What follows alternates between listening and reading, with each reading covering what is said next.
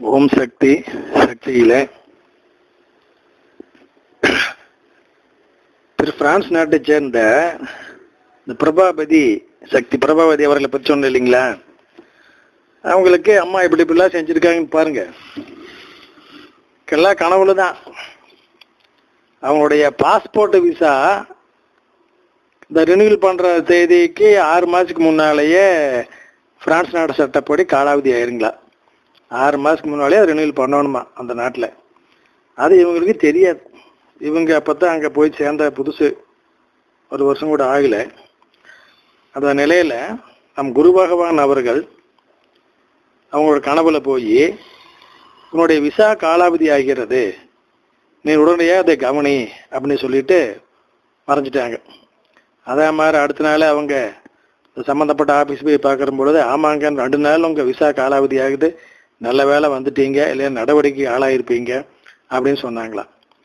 அதே மாதிரி சக்தியில் இன்னொரு முறை இவர்கள் குரூப்பாக மருவத்தூர் வருவதற்கு டிக்கெட் புக் பண்ணும் பொழுது, ஏரோப்ளேன் டிக்கெட்டு, அதை இவங்க நார்மலாக இவங்களுக்கு தெரிஞ்ச மாதிரி புக் பண்ணிக்கிறாங்க. ஆனால் நம் குரு பகவான் அவர்கள் மீண்டும் அவருடைய கனவில் சென்று, நீ தான் 5 மணிக்கெல்லாம் எழுந்து விடுவாய, காலையிலேயே நெட்டை போட்டுப்பார், 6 மணிக்கு முன்னால் நீ நெட்டில் சர்ச் செய்தால், டிக்கெட் புக் செய்தால் 20% உனக்கு சலுகை கிடைக்கும் அப்படின்னு சொல்லி அம்மா சொன்னாங்களா. அதே மாதிரி அவங்க 5 மணிக்கு எழுந்திரிச்சு நெட்டை போட்டு டிக்கெட் புக் பண்ணங்காட்டி அம்மா சொன்ன மாதிரி 20% சலுகை அவங்களுக்கு ஒரு டிக்கெட்டுக்கு கிடைச்சதுங்களாம்மா சக்தியில். கிட்டத்தட்ட 10 பேர்த்துக்கு எவ்வளோ ஆச்சுன்னு பாருங்க. இப்படி அம்மா அவர்கள் ஒவ்வொரு முறையும் அவர்களுக்கு கனவில் பல விஷயங்களை எடுத்து கூறி காத்து கொண்டு இருக்கின்றார்கள் சக்தியில்.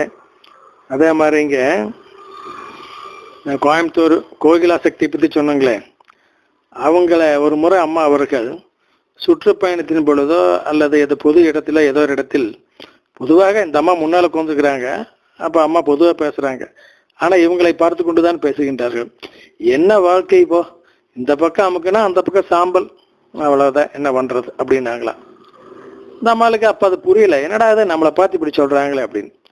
அடுத்த 3வது நாளே அவருடைய கணவர் இறந்து விட்டார்.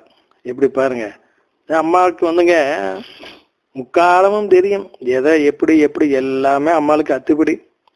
சிலரை சொல்றாங்க, சில சொல்லாம இருந்துக்கிறாங்க, அவ்வளவுதான். தேவ ரகசியத்தை காத்து. ஓம் சக்தி.